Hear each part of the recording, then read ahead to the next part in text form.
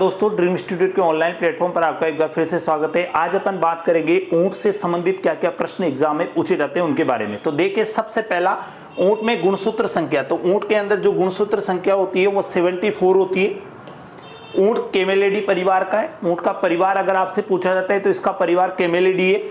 ऊंट की जो आवाज होती है उसे ग्रंटिंग कहा जाता है, यानी गुरगुराहट कहा जाता है। अगर आपसे पूछा जाए कि ऊंट की आवाज को क्या कहा जाता है तो उसकी आवाज को ग्रंटिंग कहा जाता है या गुरगुराहट कहा जाता है। तो याद रखना है, ये बहुत इंपॉर्टेंट है। उसके बाद अगला देखिए, ऊंट क्षेत्र के आधार पर दो प्रकार के होते हैं। ऊंट क्षेत्र के आधार पर कितने प्रकार के होते हैं? तो दो प्रकार के होते हैं। एक एशियन ऊंट होता है और अरेबियन ऊंट होता है। जो एशियन ऊंट होता है वो कैमेलस बैक्टीरियन होता है और अरेबियन जो ऊंट होता है वो कैमेलस ड्रोमेडेरियन होता है। दोनों में एक अंतर है कि अरेबियन जो ऊंट होता है उसमें गुणसूत्रों की जो संख्या होती है वो समान होती है, 74, लेकिन जो कुब्बड़ का जो अंतर होता है वो अलग अलग होता है। एशियन ऊंट के अंदर कुब्बड़ 2 पाए जाते हैं, जबकि अरेबियन ऊंट के अंदर 1 होता है। यहां पे देखिए, ऊंट को क्षेत्र के आधार पर दो प्रकार के होते हैं। तो देखिए, सबसे पहला आया अरेबियन ऊंट और एशियन ऊंट। अरेबियन ऊंट के अंदर जूलॉजिक जो नाम है कैमेलस ड्रोमेडेरियन। एशियन ऊंट का जूलॉजिक जो नाम है वो कैमेलस बैक्टीरियन हो जाएगा। अरेबियन ऊंट गर्म व उष्ण जलवायु के अंदर रहता है, जबकि एशियन ऊंट ठंडी जलवायु में रहता है।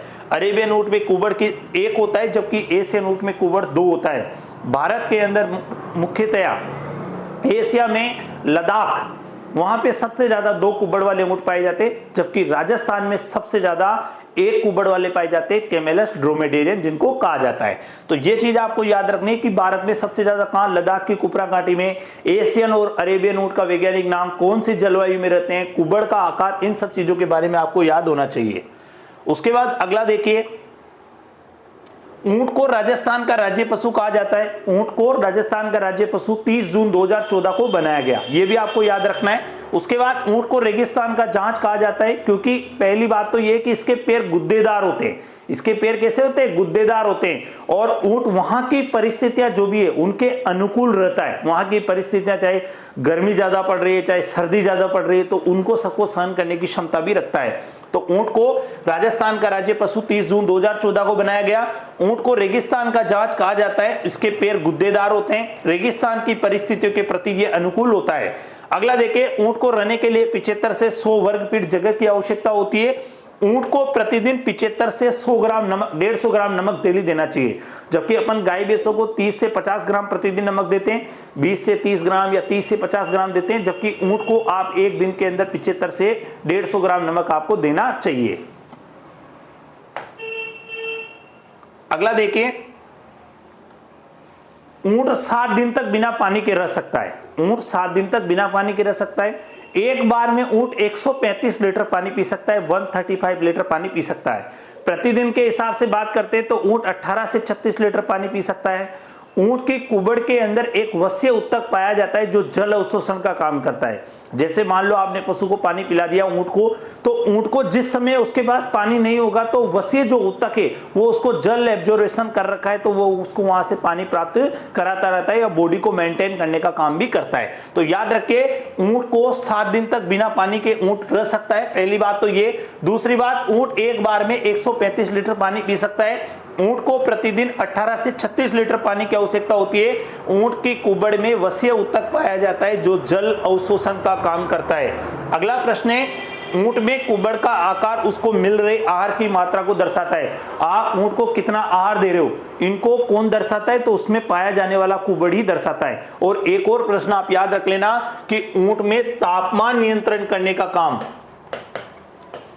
तापमान नियंत्रण करने का जो काम करता है वो भी कुब्बड़ ही करता है। ऊंट में तापमान नियंत्रण का जो काम करता है वो कुब्बड़ करता है। जैसे कुत्ते के अंदर लार करती है, उसकी जो लार होती है वो उसको तापमान नियंत्रण करने का काम करती है, जबकि ऊंट के अंदर जो तापमान नियंत्रण का काम करता है वो कुब्बड़ करती है। अगला देखिए, अगला, भारत में सर्वाधिक ऊंट राजस्थान में पाए जाते हैं। पूरे भारत में सर्वाधिक ऊंट राजस्थान में पाए जाते हैं। राजस्थान में पूरे भारत के लगभग 85% ऊंट पाए जाते हैं। राजस्थान में सबसे ज्यादा ऊंट जैसलमेर जिले में पाए जाते हैं, जबकि सबसे न्यूनतम पाए जाते हैं प्रतापगढ़ में। और अगर आपसे डेली ऐसे पूछा जाए कि राजस्थान में सबसे ज्यादा ऊंट कहां पाए जाते हैं, तो पश्चिमी राजस्थान के अंदर पाए जाते हैं। तो देखिए सबसे ज्यादा भारत में सर्वाधिक जो ऊंट है वो राजस्थान में पाए जाते हैं। राजस्थान में भारत के लगभग 85% ऊंट पाए जाते हैं। राजस्थान में सर्वाधिक ऊंट जैसलमेर जिले में, जबकि सबसे न्यूनतम पाए जाते हैं प्रतापगढ़ जिले में। राजस्थान में सर्वाधिक ऊंट पश्चिमी राजस्थान में पाए जाते हैं। ऊंटों को पालने वाली जो जाति होती है वो राइका या रेबारी होती है, जो सबसे ज्यादा मारवाड़ में निवास करती है। तो राइका और रेबारी जाति जो होती है वो सबसे ज्यादा ऊंटों को पालने की काम करती है। ऊंट के बीमार होने पर पाबूजी की पूजा की जाती है। तो पाबूजी जिन्हें लक्ष्मण का अवतार माना जाता है, कोलुमंडी जोधपुर इनका जो तीर्थ स्थल है। तो याद रखना है कि ऊंट को पालने वाली जो जाति होती है वो राइका रेबारी है, और ऊंट के बीमार होने पर पाबूजी की पूजा करी जाती है। अगला देखिए, ऊंटनी का गर्भकाल देखिए। तो ऊंटनी का जो गर्भकाल होता है वो 13 माह 13 दिन होता है। ऊंटनी का गर्भकाल कितना होता है? 13 माह 13 दिन होता है। प्रसव क्रिया को काविंग कहा जाता है, बर्थिंग कहा जाता है। नवजात जो बछड़ा होता है इसको काप कहा जाता है। 4 वर्ष का अगर ऊंट होता है तो उसको टोरडा कहा जाता है। नर ऊंट होता है तो टोरडा कहा जाता है, और अगर मादा ऊंट होती है तो उसको टोरडी कहा जाता है। अगला देखिए, तो ऊंटनी का जो गर्भकाल 13 माह 13 दिन। ऊंटनी के प्रसव के बाद अपने नवजात बछड़े को नहीं चाटती है। ऊंटनी देखो, सभी मादा पशु अपनी नवजात बछड़े को प्रसव होने के बाद चाटते हैं, लेकिन ऊंटनी अपने नवजात बछड़े को कभी भी नहीं चाटती है। उसके बाद ऊंटनी के नवजात बच्चे का जो वजन होता है वो 35 से 40 किलोग्राम होता है। जबकि अगर यहाँ पे गाय का पूछा जाता है तो गाय का लगभग 25 से 30 किलो या 20 से 30 किलो उसका माना जाता है। जबकि भेड़ और बकरी का माना जाता है 2.5 से 4.5 किलो या 5 किलो, 2 से 5 किलो के बीच में माना जाता है। अगला देखिए, नर ऊंट की जो यौनावस्था होती है वो 5 से 6 वर्ष होती है। 5 से जो 6 वर्ष होता है वो नर ऊंट यौनावस्था में आता है, जबकि जो मादा होती है वो 3 से 4 वर्ष के अंदर आ जाती है। मादा होती है वो 3 से 4 वर्ष के अंदर आ जाती है। तो ये याद रखना है। 4 वर्ष का नर ऊंट टोरडा कहलाता है, जबकि मादा टोरडी कहलाती है। जैसा कि मैंने आपको भी बताया, नवजात बछड़ा काप कहला रहा था। यहाँ पे अगर अपन बात करते हैं तो 4 वर्ष का जो होता है तो नर टोरडा है, मादा टोरडी कहलाएगी। यौनावस्था की बात करते हैं तो नर जो ऊंट होता है वो 5 से 6 वर्ष में यौनावस्था में आ रहा है, और मादा 3 से 4 वर्ष के अंदर यौनावस्था में आ रही है। अगला देखिए, ऊंटनी का दूध क्षारीय प्रकृति का होता है। अब दूध से संबंधित क्या क्या प्रश्न पूछे जाते हैं उनके बारे में बात करेंगे। तो ऊंटनी का जो दूध होता है वो क्षारीय प्रकृति का होता है। लाइसोजाइम एंजाइम पाया जाता है। ऊंटनी के दूध में लाइसोजाइम नामक एंजाइम पाया जाता है। इंसुलिन पाया जाता है। इंसुलिन वही जो डायबिटीज यानी जो शुगर को कंट्रोल करने का काम करता है, तो इंसुलिन भी इसके दूध में पाया जाता है। सामान्य दूध की अपेक्षा विटामिन सी की मात्रा अधिक होती है। नॉर्मल दूध के अंदर विटामिन सी की कमी होती है, लेकिन इसके दूध में सामान्य दूध की अपेक्षा विटामिन सी थोड़ा अधिक होता है। दूध 6 से 8 घंटे में खराब हो जाता है। ऊंटनी का जैसे आप दूध निकालोगे तो 6 से 8 घंटे के अंदर खराब हो जाता है। अगला देखिए, ऊंटनी के दूध को संरक्षित करने वाली एकमात्र डेयरी बीकानेर में। ऊंटनी के दूध को वैसे संरक्षित किया नहीं जाता, लेकिन पूरे राजस्थान के अंदर एक डेयरी है बीकानेर के अंदर, जहां ऊंटनी के दूध को संरक्षित किया जाता है।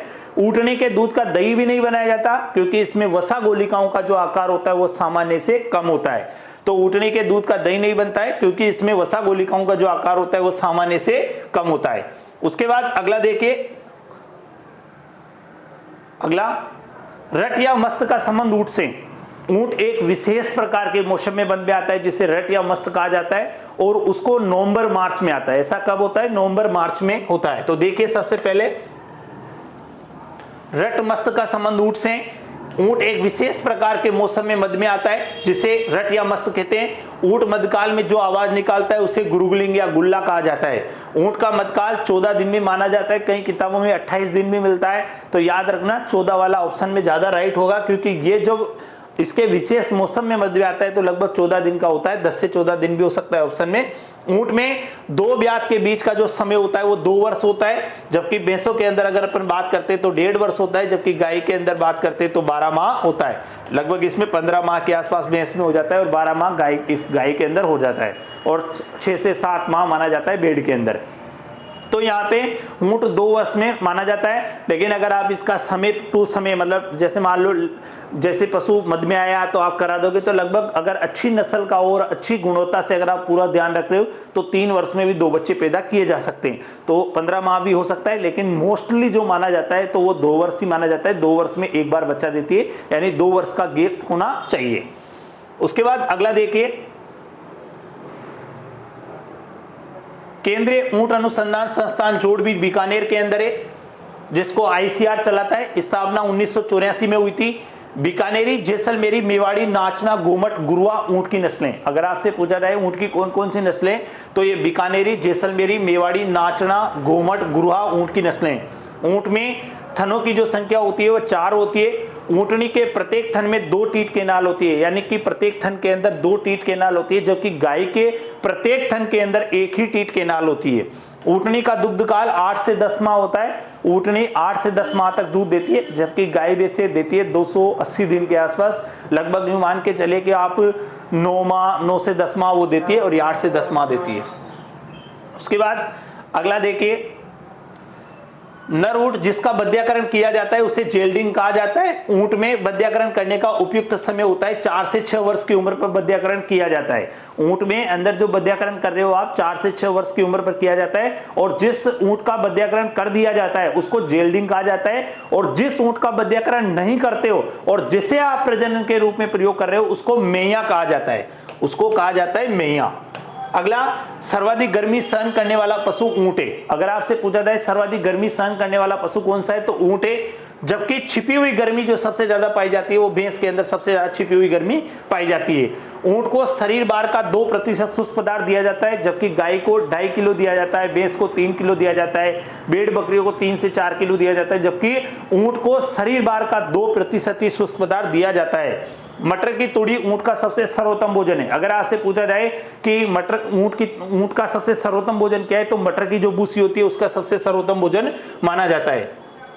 अगला देखिए, ऊंट महोत्सव बीकानेर में मनाया जाता है। अगला, ऊंट महोत्सव बीकानेर में मनाया जाता है जनवरी माह में। ऊंट की खाल पर चित्रांकन करना उस्ता कला कहलाता है। ऊंट की खाल पर जो चित्रांकन किया जाता है बीकानेर में, उस्ता कला कहलाता है। अगला, ऊंट की खाल से जो वस्तु बनाई जाती है जिसे कॉपी कहा जाता है। ऊंट की खाल से जो वस्तु बनाई जाती है उसे कॉपी कहते हैं, जबकि जो चित्रांकन कर रहे थे खाल पर तो उसको उस्ता कला कहा जाता है, जिसका संबंध बीकानेर से। ऊंट महोत्सव बीकानेर में मनाया जाता है, जनवरी के माह में मनाया गया। ऊंट भोजन जो ग्रहण करता है वो होठों के द्वारा करता है। ऊंट जो भोजन ग्रहण करता है वो होठों के द्वारा करता है। और याद रखना, ऊंट का जो ऊपरी होठ होता है वो 2 भागों में बटा होता है। जैसे मान लो ये ऊपर का होठ है, एक नीचे वाला होठ है, तो ऊपर वाला जो होठ होता है वो 2 भागों में बटा हुआ होता है, जबकि मेवाड़ी जो ऊंट होता है उसमें नीचे वाला होठ हमेशा लटका हुआ होता है। जो मेवाड़ी ऊंट होता है उसमें नीचे वाला होठ हमेशा लटका हुआ होता है। तो ये चीज भी आपको याद रखनी है। अगला देखिए, ऊंटनी प्रतिदिन 5 से 6 लीटर दूध देती है। ऊंटनी प्रतिदिन कितना दूध देती है? लगभग 5 से 6 लीटर ये दूध उत्पादन करती है। ऊंट का जो जीवन काल होता है वो 40 से 45 वर्ष होता है, जबकि जैसे गाय भैंसों का 20 से 23 वर्ष होता है, इधर से 12 से 15 इनका भेड़ बकरियों का होता है। तो सबका अलग अलग होता है, तो जैसे इनका 40 से 45 वर्ष इनका जीवन काल होता है। ऊंट का प्रमुख रोग सर्रा है, ये प्रोटोजोआ के द्वारा होता है। इस रोग को गलतिया तीव्रसा ट्रिपोनोसोमा के नाम से जानते हैं, और इस रोग का जो रोग कारक है वो ट्रिपोनोसोमा इवनसाई है। ऊंट का प्रमुख रोग कौन सा है? सर्रा। तो अगर आपसे ऐसा भी पूछा जाता है सर्रा रोग का संबंध किससे, तो ऊंट से। ये किसके द्वारा होता है? प्रोटोजोआ के द्वारा होता है। प्रोटोजोआ का नाम बताइए। ट्रिपोनोसोमा इवनसाई नामक इसका प्रोटोजोआ हो जाएगा। उसके बाद अगला देखिए,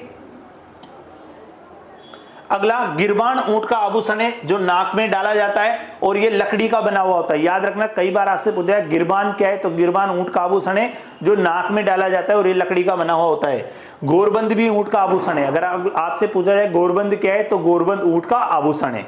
उसके बाद अगला देखिए, ऊंट की बीकानेरी नस्ल के बारे में देख लिए। ऊंट की 3 नस्लें जो मुख्यतः आपके एग्जाम में पूछी जा सकती है और उनके बारे में आपको पढ़ना है। सबसे पहला देखिए, ऊंट की सबसे सुंदरतम नस्ल यही है। राजस्थान में सबसे ज्यादा ऊंट भी इसी नस्ल के पाए जाते हैं।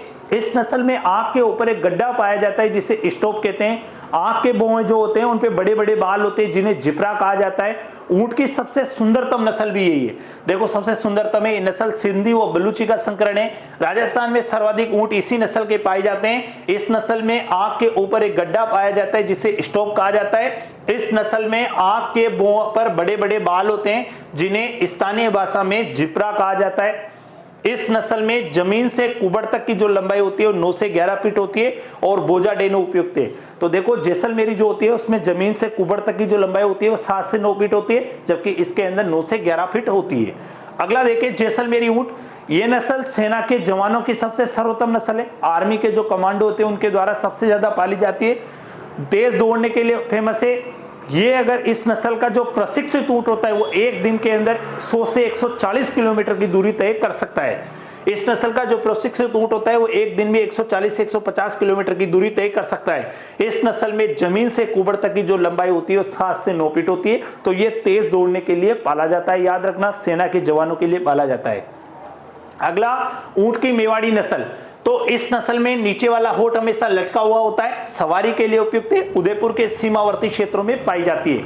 याद रखना है, मेवाड़ी ऊंट कहां पाया जाता है? उदयपुर में। बीकानेरी ऊंट बीकानेर में, और जैसलमेरी ऊंट जैसलमेर राजस्थान। बीकानेर को आपने बोझा ढोने के लिए पाला था, जैसलमेरी को तेज दौड़ने के लिए, जबकि सवारी के लिए पाला गया मेवाड़ी। लेकिन कई बार एग्जाम में दो प्रश्न पूछ लिए जाते हैं कि अगर आपसे पूछे कि तेज दौड़ने में विश्व प्रसिद्ध कौन सा है, तो विश्व प्रसिद्ध ऊंट होता है नाचना, जो जैसलमेर में पाया जाता है। ये भी आपको याद रखना है कि नाचना ऊंट कहां पाया जाता है, तो ये जैसलमेर में पाया जाता है। और अगला आपसे पूछा जाए कि सवारी के लिए विश्व प्रसिद्ध बताइए, तो सवारी के लिए जो विश्व प्रसिद्ध ऊंट होता है वो होता है गोमट। तो ये दोनों चीजें आपको याद रखनी है। तापमान है इनका, नाड़ी दर है ऊंट की, श्वसन दर है। तो ये मैं आपको, जैसे अपना एक वीडियो है तापमान, नाड़ी दर, श्वसन दर का, वो देख लेना। नहीं तो मैं आपको बता दूं कि ऊंट का जो तापमान होता है, एक नाड़ी दर है और श्वसन दर, आप तो तीनों चीजें भी यही याद कर लो। तो जो ऊंट की जो श्वसन दर होती है वो 5 से 7 प्रति मिनट होती है, जबकि नाड़ी दर होती है वो 28 से 32 प्रति मिनट होती है। और ऊंट का जो तापमान होता है वो होता है 97.6 से लेकर 99.7 डिग्री फ़ारेनहाइट होता है। और याद रख लेना, दोपहर के समय ऊंट का सर्वाधिक तापमान होता है पूरे दिन के अंदर। सुबह से लेकर शाम तक में जो सबसे ज्यादा तापमान होगा वो दिन के समय होता है। तो ये चीजें जो आज अपन ने पढ़ी है कि ऊंट का गुणसूत्र संख्या 74 पढ़ी, कुल उनका कैमेलिडी पढ़ा, अपन ने पढ़ा कि राजस्थान का राज्य पशु ऊंट है, 30 जून 2014 को बनाया गया। उसके बाद अपन ने पढ़ा ऊंट को 2 भागों में विभाजित किया गया, एक अरेबियन ऊंट है, एक एशियन ऊंट है। अरेबियन ऊंट को कैमेलस ड्रोमेडेरियन बोला, एशियन को कैमेलस बैक्टीरियन बोला। अरेबियन ऊंट में गुणसूत्र जो नॉर्मल कुबड़ थी वह 1 थी, एशियन में कुबड़ 2 थी। 2 कुबड़ वाले ऊंट भारत में सबसे ज्यादा लद्दाख में पाए जाते हैं, राजस्थान में सबसे ज्यादा 1 कुबड़ वाला पाया जाता है। अगला अपन ने पढ़ा कि ऊंट एक बार में 135 लीटर पानी पीता है, ऊंट 7 दिन तक बिना पानी के रह सकता है, ऊंट की कुबड़ में वसीय ऊतक पाया जाता है जो जल अवशोषण का काम करता है, ऊंट में कुबड़ तापमान नियंत्रण का काम करती है, ऊंट में जो कुबड़ का आकार होता है वो दर्शाता है कि उसको क्या आहार मिल रहा है, उसको दर्शाने का काम करती है। अगला अपन ने पढ़ा कि इसके पैर गुद्देदार होते हैं, उसे रेगिस्तान का जांच कहा जाता है, वो वहां की परिस्थितियों को अनुकूल होता है, उसके बारे में भी अपन ने पढ़ा। अगला अपन ने पढ़ा ऊंटों का सबसे प्रमुख रोग सर्रा होता है, जिसको गलतिया तिवर्सा के नाम से जाना जाता है। रोग कारक ट्रिपोनोसोमा आइवन्साई है, प्रोटोजोआ के द्वारा होता है। अगला अपन ने पढ़ा कि नर ऊंट में जो यौनावस्था होती है 5 से 6 वर्ष में आती है, मादा में 3 से 4 वर्ष में आती है। 13 माह 13 दिन इसका गर्भकाल होता है। प्रसव क्रिया को काविंग या बर्थिंग कहा जाता है। जो इसका नवजात बछड़ा होता है उसको ऊँटनी चाटती नहीं है, उसका वजन 35 से 40 किलोग्राम होता है। ऊँटनी के दूध में लाइसोजाइम एंजाइम पाया जाता है, इंसुलिन की मात्रा अधिक होती है, डायबिटीज रोग को नियंत्रण करती है। तो ऐसे कई प्रकार के प्रश्न अपन ने पढ़े, नस्लों के बारे में पढ़े, तो आप इन्हें देख लेना। इनके अलावा कोई सा भी प्रश्न आपके ऊँट से बाहर नहीं जा सकता है।